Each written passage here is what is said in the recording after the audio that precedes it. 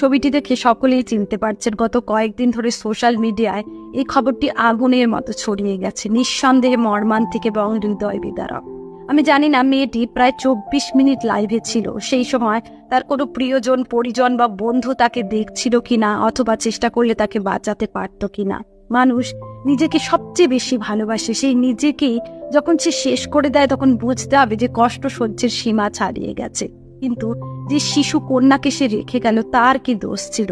যেই কষ্টে তার মা আত্মহত্যার পথ বেছে নিল, সেই একই কারণ কি সেও তার কন্যা সন্তানটির জন্য রেখে গেল না? অ্যাকচুয়ালি যে চলে যায় সে কখনো বোঝেই না যারা রয়ে গেল তাদের জীবনে তার চলে যাওয়ার ইম্প্যাক্ট কি হতে পারে। তার বাবা আবার বিয়ে করবে, হয়তো তার সৎমা আসবে, বাচ্চাটির জীবনেও কিন্তু একই জিনিস ঘটবে। অন্তত মা বেঁচে থাকলে বাচ্চাটির ভবিষ্যৎ অন্যরকম হতে পারত। মা সন্তানের জন্য সবকিছু করতে পারে,